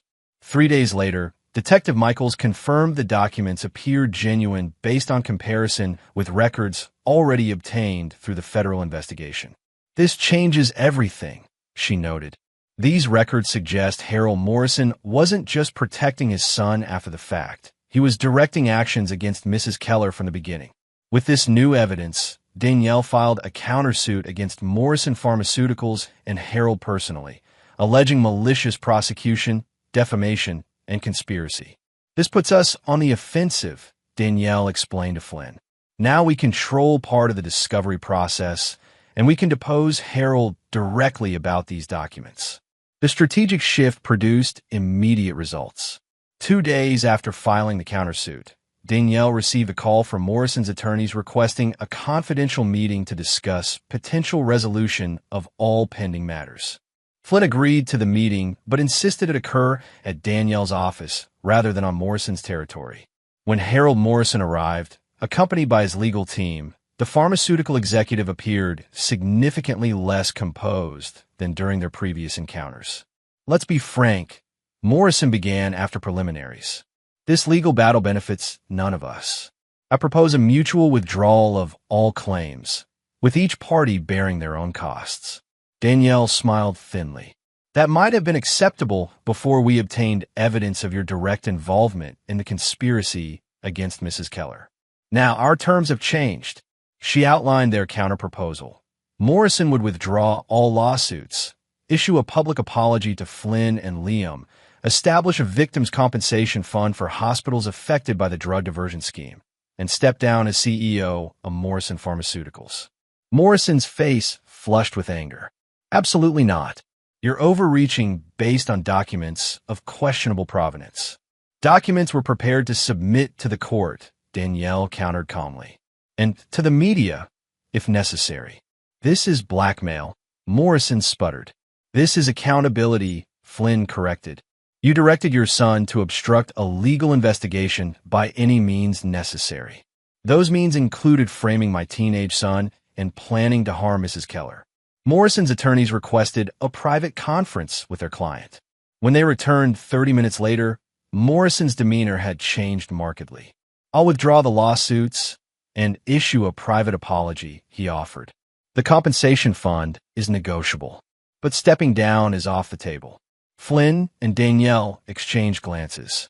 We can work with that framework, Danielle allowed, but we'll need additional safeguards to ensure you don't simply restart this battle once the current pressure subsides. They spent the next 3 hours negotiating terms. By the end, Morrison had agreed to withdraw all litigation, establish a $10 million victims fund, provide a written apology to Flynn and Liam, and recuse himself from any business decisions involving the hospitals where drug diversion had occurred. As Morrison prepared to leave, Flynn asked for a moment alone with him. When the others had exited, Flynn posed the question that had been bothering him. Why go to such lengths to destroy me? The federal investigation was happening regardless of my involvement. Morrison studied Flynn with grudging respect. When you've spent decades building something, you develop instinct about threats. Most people fold under pressure, take settlements, sign NDAs, disappear. You didn't. That made you dangerous. I was never targeting your company, Flynn pointed out. I was protecting my son. Perhaps, Morrison acknowledged. But you became a catalyst for forces that were already gathering against me. In business, eliminating catalysts is often simpler than addressing systemic problems. As Morrison departed, Flynn recognized something familiar in the man's calculated approach. The same ruthless pragmatism Flynn himself had employed in dismantling Nora and Madigan's deception. The recognition was unsettling. Later that night, Flynn received another call from mysterious Phillips. I see Morrison is withdrawing his lawsuits, Phillips noted. Congratulations. The documents were helpful, Flynn acknowledged. Though I'm still curious about your motivation. Let's just say Harold's fixation on personal vendettas rather than proper corporate governance has concerned the board for some time. This situation provided an opportunity to redirect the company's future. You're planning a takeover, Flynn realized. Phillips chuckled. The board votes on leadership next month. Harold's position has been significantly weakened by the federal investigation and his mishandling of the litigation against you. Change is inevitable. After hanging up, Flynn pondered the layers of manipulation at play. He had become a pawn in corporate power struggles that extended far beyond his original goal of protecting his family. Yet he had also masterfully used these larger forces to ensure justice for Liam. The next day, the lawsuits against Flynn were formally withdrawn. Local media reported a confidential settlement had been reached, while business publications noted Morrison Pharmaceuticals had established a substantial fund for addressing inventory discrepancies at partner hospitals. Flynn's phone buzzed with a text from Detective Michaels, federal indictments coming next week. Morrison and 3 other executives named. Justice was unfolding on multiple fronts, though Flynn found his victory tempered by awareness of the complex web of interests that had facilitated it.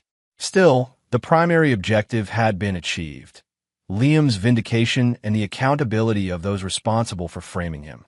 That evening, Flynn and Liam sat on their condo balcony, the lights of Phoenix spreading below them like a constellation. "Is it really over now?" Liam asked. Flynn nodded. "Morrison has withdrawn everything. The lawsuits are gone." Liam seemed to process this. "Mom wrote me a letter from prison. Asked if I'd visit her." Flynn carefully controlled his expression. "How do you feel about that?" "I don't know," Liam admitted.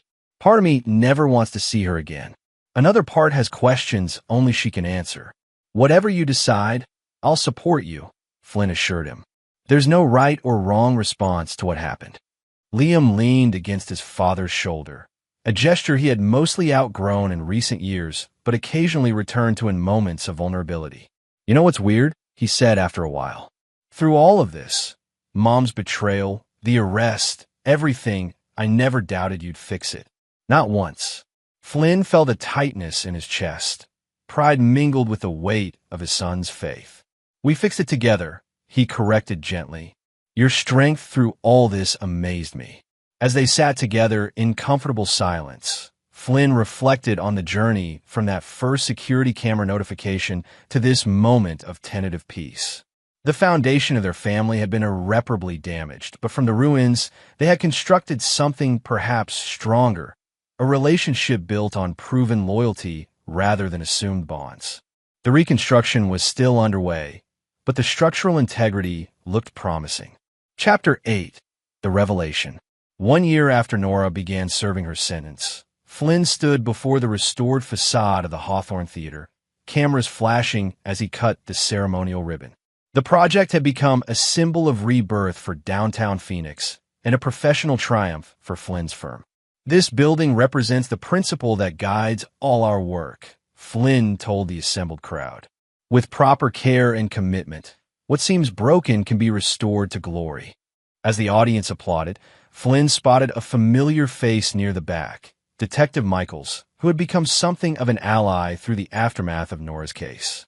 She nodded slightly, indicating she needed to speak with him. After the ceremony concluded, Flynn made his way to her. "Detective Michaels, I didn't expect to see you here." "Congratulations on the theater," she said, gesturing to the gleaming Art Deco facade. "But I'm here officially. There's been a development in the Morrison Pharmaceuticals case that affects you directly." They walked to a quieter spot away from the dispersing crowd. "Harold Morrison has agreed to a plea deal," Michaels explained. "In exchange for reduced charges, he's providing evidence against larger pharmaceutical distributors involved in nationwide diversion schemes." "How does this affect me?" Flynn asked. As part of his cooperation, Morrison has revealed something unexpected. Michaels hesitated. "It concerns your wife, ex-wife," she corrected herself. "Nora? What about her?" According to Morrison, her involvement in the drug diversion wasn't just through Bryce Madigan. She was already involved before they met, specifically recruited because of her position in anesthesiology. Flynn frowned, processing this information. Recruited by whom? By Morrison himself. Apparently, Memorial wasn't the only hospital where they had established this scheme. They targeted facilities across multiple states, placing cooperative administrators and medical personnel in key positions. The revelation shifted Flynn's understanding of the entire situation. So Nora's relationship with Madigan may have been orchestrated from the beginning, Michaels confirmed. Morrison claims he suggested his son pursue her after identifying her as someone who could be compromised. Flynn felt a strange disconnection, as though discussing strangers rather than his family. What led to her being targeted? Michaels consulted her notes. Financial troubles, primarily. She had significant debt from her brother's failed business venture, a loan she co-signed. Morrison's organization offered to resolve the debt in exchange for inventory management cooperation. Flynn had known about Nora's brother's business failure 6 years ago, but she had always maintained the financial impact was minimal. Another lie in a marriage apparently built on deception. Why tell me this now? Flynn asked. 2 reasons, Michaels replied. First, this information will become public when Morrison's plea deal is finalized next week. I wanted you to hear it directly rather than through media reports.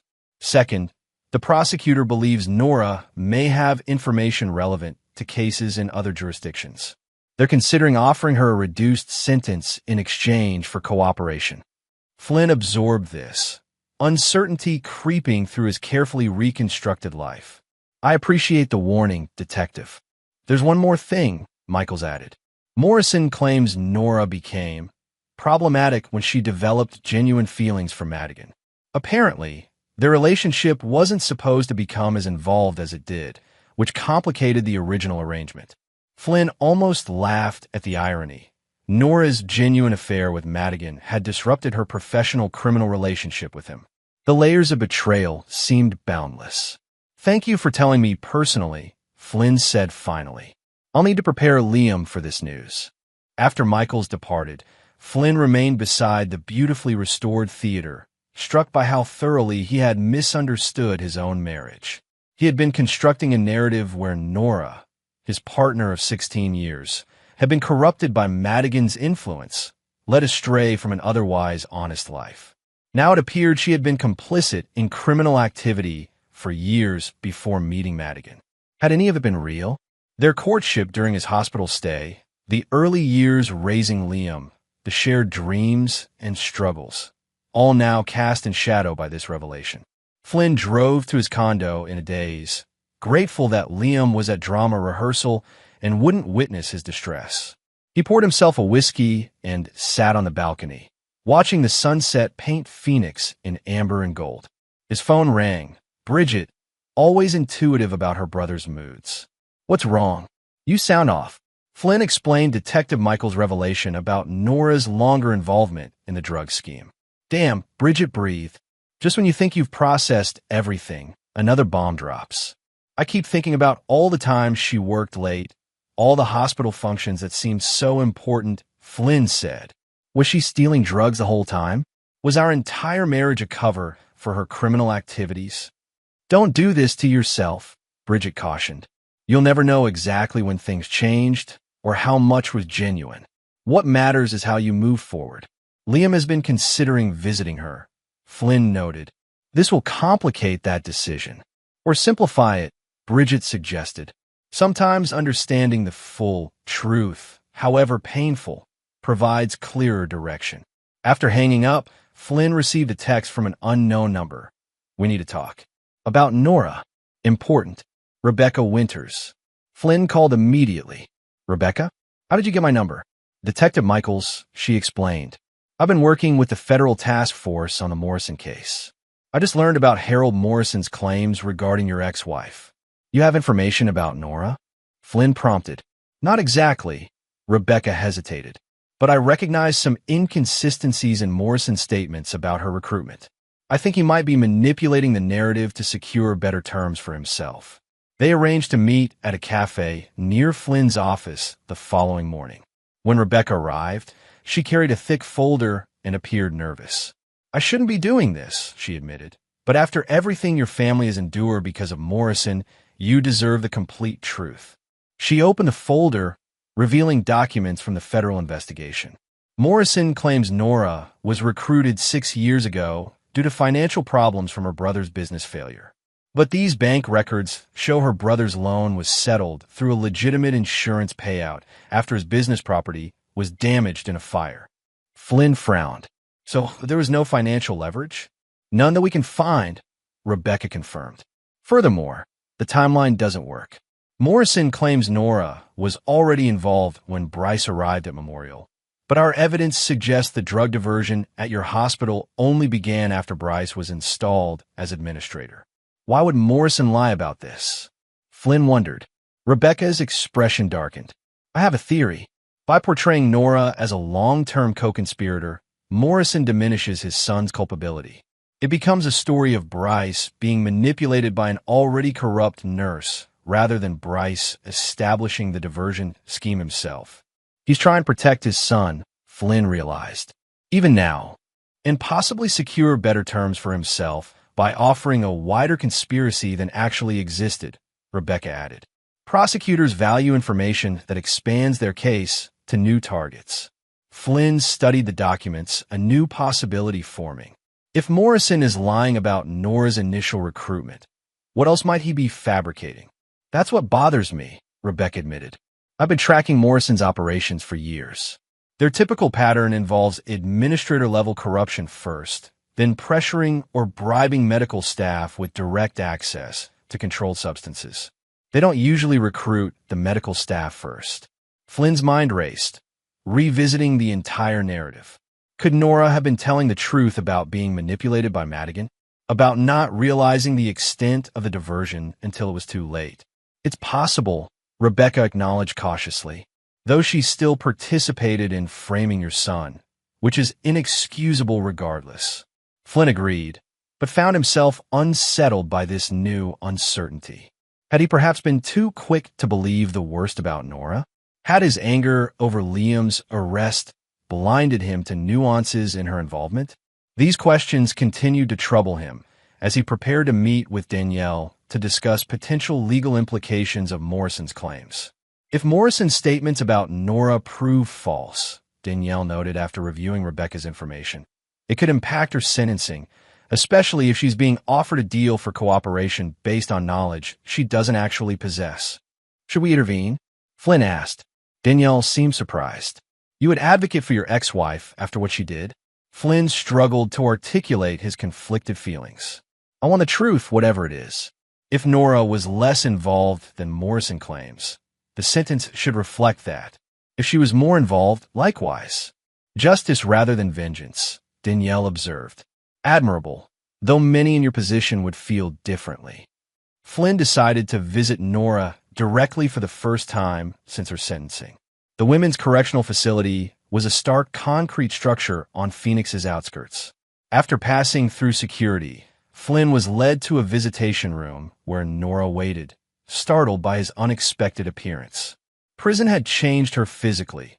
Her copper hair dulled, her face thinner, the confident posture diminished. Yet her amber eyes remained alert, studying Flynn with a mixture of wariness and hope. Flynn, she said when he sat across from her, I didn't expect to ever see you here. Neither did I, he admitted. But some new information has emerged that I need to clarify directly. He explained Morrison's claims about her early recruitment and Rebecca's contradictory evidence. He's lying, Nora said immediately. I never had any arrangement with Morrison before Bryce came to Memorial. Yes, my brother had financial troubles, but they were resolved through insurance, not some criminal payoff. When did your involvement actually begin? Flynn asked directly. Nora's gaze dropped to the table. About 8 months before the accident. Bryce and I were already involved romantically when he first mentioned inventory adjustments. He presented it as standard practice, shifting supplies between departments to address shortages. And you believe that? At first, yes. Hospital inventory systems are notoriously imperfect. It seemed plausible. She looked up, meeting his eyes. By the time I realized what was really happening, that drugs were being diverted for sale, I was already implicated through my signatures on documentation. Why not report it then? I considered it, Nora claimed. But Bryce made it clear that I would be the one blamed if the scheme was exposed. He had heralded protection, I didn't. Flynn studied his ex-wife carefully, trying to discern truth from manipulation. And the plan to target Mrs. Keller? Nora's expression crumpled. That was panic, pure and simple. When we learned she was focusing on our department's records, Bryce became desperate. He suggested increasingly extreme measures. I never thought he'd actually follow through. But you discussed hitting her car, Flynn pressed, recalling the recorded conversations. I was stalling, Nora insisted, trying to find a way out that wouldn't destroy my career or land me in prison. Then the accident happened while we were both intoxicated and everything accelerated. And framing Liam? Was that panic too? Tears filled Nora's eyes. It was the worst mistake of my life. Bryce suggested it in the moment, said Liam would get probation at most because of his age and clean record. I was terrified and not thinking clearly. Flynn sat back, processing her version of events. It aligned more closely with Rebecca's assessment of Morrison's typical operation than with Harold's claims about Nora's early recruitment. Why should I believe you now? Flynn asked. You've lied repeatedly. To me, to the police, to the court. I have no reason to lie anymore, Nora replied simply. I've lost everything that mattered. My marriage, my son, my career, my freedom. The truth is all I have left. After leaving the prison, Flynn contacted Detective Michaels to share Nora's account. It's consistent with what we're finding as we dig deeper, Michaels confirmed. Morrison appears to be exaggerating Nora's role while minimizing his and his son's culpability. Will this affect her sentence? Flynn asked. Potentially, if she cooperates with our investigation into Morrison's larger operation, providing verifiable information about Bryce's activities, the prosecutor might consider a recommendation for reduced time. Flynn felt strangely conflicted. While Nora deserved punishment for her actions, particularly framing Liam, the possibility that she had been less culpable than initially believed complicated his sense of justice being served. That evening, he had a difficult conversation with Liam, explaining the new developments. So Mom wasn't some criminal mastermind. Liam summarized after Flynn finished. Just someone who got in too deep and made terrible choices to protect herself. That's what the evidence suggests, Flynn confirmed. Though it doesn't excuse what she did to you. Liam sat quietly, processing this shift in narrative. I think I want to see her, he said finally. Not to forgive her. I'm not ready for that, but to understand better.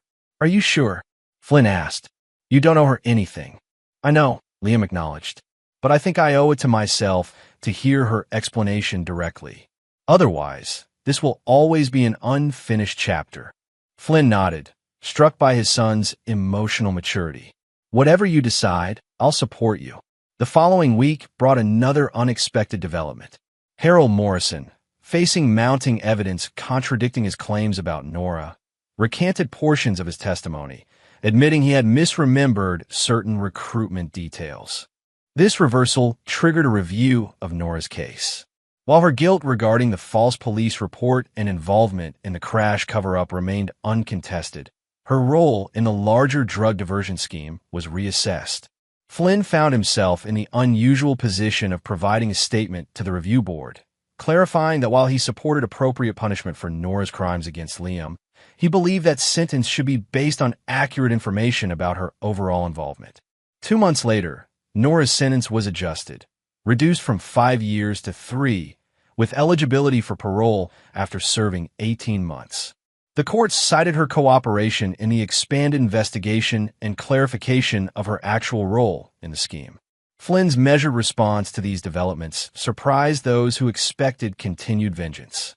But through the rebuilding of his and Liam's lives, Flynn had come to recognize that true justice required precision, not maximalist punishment. Just as his architectural restorations demanded careful assessment of which elements could be salvaged and which required replacement, addressing Nora's betrayal called for nuanced evaluation rather than wholesale condemnation. This understanding didn't diminish the pain of her actions or suggest reconciliation was possible. Some damage couldn't be repaired, but it did allow Flynn and Liam to begin defining their future without being consumed by the past, the first step in genuine reconstruction. Chapter 9. The Resolution. 2 years after the security camera notification that had triggered the collapse of Flynn's family, he stood in his restored Hawthorne Theater, surveying the gleaming Art Deco details his team had painstakingly recreated. The building had just won a National Preservation Award, bringing prestige and new clients to Cornerstone Restoration and Engineering. His phone vibrated with a text from Liam. Just got my acceptance letter from NYU. Drama program said my application was exceptionally compelling. Guess some good came from all the real-life drama. Flynn smiled at his son's resilience. Liam had transformed his traumatic experiences into powerful creative work, writing and directing a one-act play about truth and betrayal that had impressed university admissions committees. At 18, he was preparing to leave Phoenix, not fleeing painful memories, but pursuing genuine passion. Quite an achievement, came a voice behind him. Flynn turned to find Detective Michaels, now Captain Michaels, following her recent promotion. The theater or my son's college acceptance? Flynn asked. Both, she replied with a smile. Though I was referring to this place. You've given it new life. They walked through the theater's lobby, where workers were installing the final lighting fixtures. I've been meaning to update you, Michaels continued. The Morrison Pharmaceuticals case is officially closed. 7 executives convicted, including Harold, regulatory reforms implemented across the industry, and restitution paid to affected hospitals. Good, Flynn said simply. And Bryce Madigan denied parole last month. The board cited his continued refusal to fully acknowledge his role in the schemes. She hesitated. Your ex-wife has a hearing scheduled next week. The prosecutor isn't opposing her parole given her cooperation. Flynn nodded, unsurprised. In the years since Nora's sentence had been reduced, she had provided valuable testimony in multiple cases connected to the Morrison operation. Liam had visited her twice. Difficult encounters that had nonetheless helped him process his feelings about her betrayal. Liam mentioned she might relocate to Colorado after release, Flynn noted. Her sister lives there. Fresh start, Michaels observed. Probably wise, given her history here. After Michaels departed, Flynn continued his inspection of the theater restoration. Each element, from the intricate ceiling medallions to the restored stage machinery, represented careful decisions about what could be salvaged and what needed replacement. The process mirrored Flynn's approach to rebuilding his life after Nora's betrayal, preserving what remained valuable while constructing new elements where necessary. That evening, Flynn hosted a small dinner at his condo to celebrate Liam's college acceptance. Bridget attended, along with Weston and his wife, and surprisingly, Mrs. Keller, who had become something of a mentor to Liam after her recovery from the trauma of the case. To new beginnings, Bridget toasted, raising her glass. And to my brilliant nephew who's going to take Broadway by storm. Liam blushed under the attention. I just want to study first. Maybe write some plays that matter. They already do, Mrs. Keller said warmly. Your one act about truth and consequences moved me deeply. As conversation flowed around the dinner table, Flynn observed the unlikely family they had formed from the wreckage of betrayal. Bridget, whose fierce protectiveness had provided stability during the worst moments. Weston, whose investigative resources had helped expose the truth. Mrs. Keller, whose courage in pursuing the pharmaceutical investigation had inadvertently triggered the entire chain of events. And Liam, his son who had emerged from trauma not bitter, but more empathetic and determined. Dad's the real hero, Liam said suddenly, interrupting Flynn's thoughts. When everyone else was lying, he never stopped fighting for the truth. Flynn shook his head. I just did what any father would do. No, Weston countered. Most people would have settled, taken the easier path. You refused to compromise. Later, after the guests had departed and Flynn was cleaning up, Liam joined him in the kitchen. I got another letter today, he said quietly. From Mom. Flynn paused, giving his son his full attention. What did she say? She's been approved for parole. Getting out next month. Liam leaned against the counter. She asked if I would consider seeing her before I leave for New York. Flynn carefully controlled his expression. How do you feel about that? Mixed, Liam admitted. Part of me still can't forgive her for what she did. But another part, I don't want to carry this anger forever, you know? Flynn nodded, understanding completely. Whatever you decide, I'll support you. Would you come with me? Liam asked, vulnerability evident in his voice. Not to participate, just to be there afterward. Of course, Flynn replied without hesitation. Always. 3 weeks later, Flynn waited in his truck outside the coffee shop where Liam had arranged to meet Nora following her release. Through the window, he could see them sitting across from each other, Nora looking older, diminished somehow, while Liam sat straight-backed and composed. Flynn couldn't hear their conversation, but he observed their body language. Nora's pleading gestures, Liam's measured responses. There were no dramatic embraces or tearful reconciliations, just two people attempting to navigate the aftermath of irreparable damage.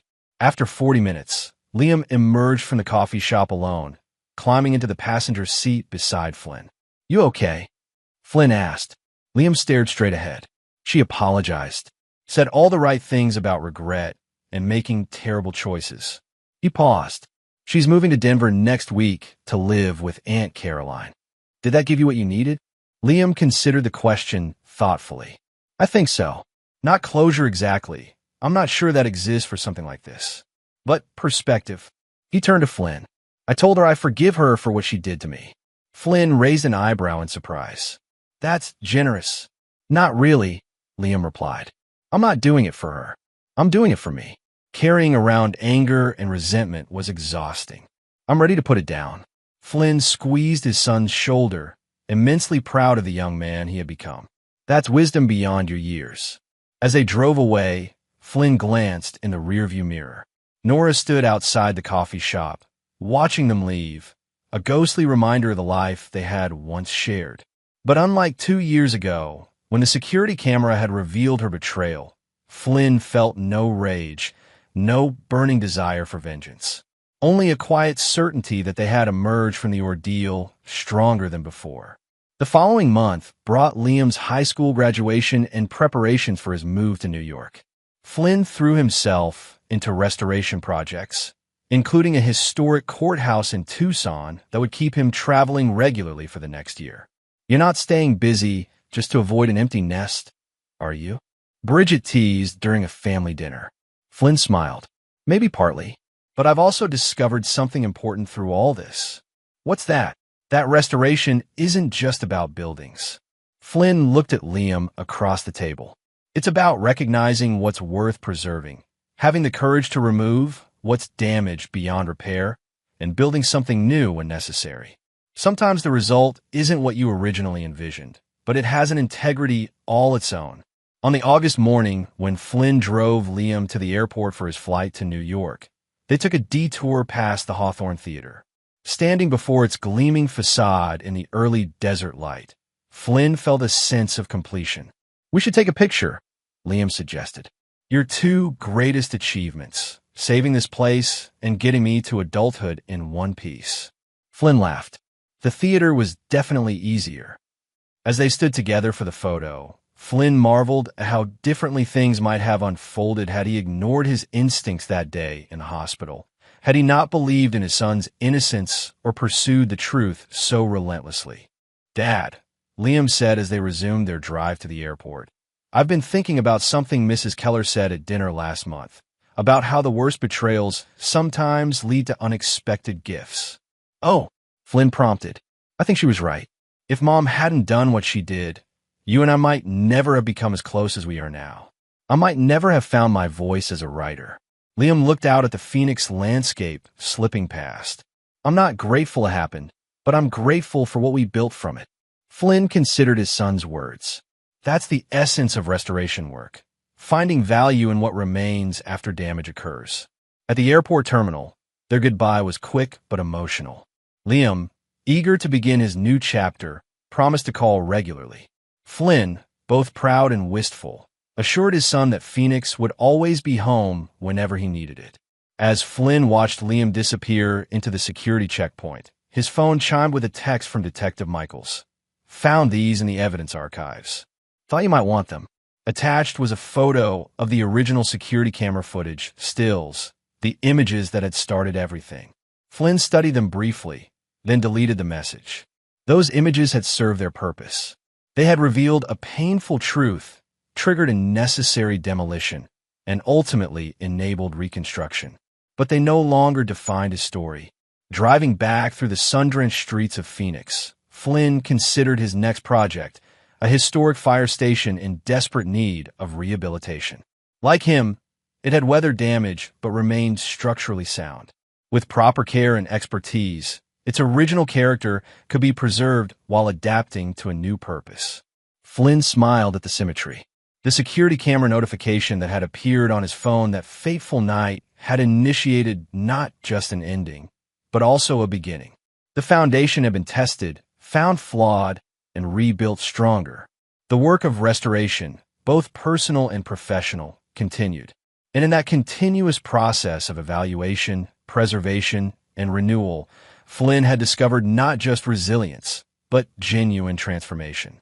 The man who had once defined himself primarily through his marriage and career now recognized his capacity to withstand betrayal, fight for justice, and forge new connections from the remnants of what was lost.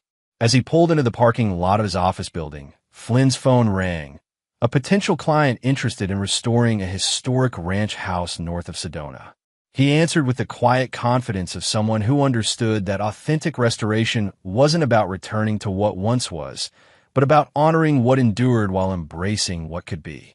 The journey from devastation to reconstruction had taught him that some structures, whether physical buildings or human relationships, couldn't be saved in their original form. But with proper care and honest assessment, something meaningful could always be built from what remained. It was a lesson worth every painful step of the journey. And there you have it. Another story comes to an end. What did you think? I'd love to hear your thoughts in the comments below. If you enjoy this story, consider joining our community by subscribing. It means the world to us. For more stories like this one, check out the recommended videos on screen. And I'll see you there.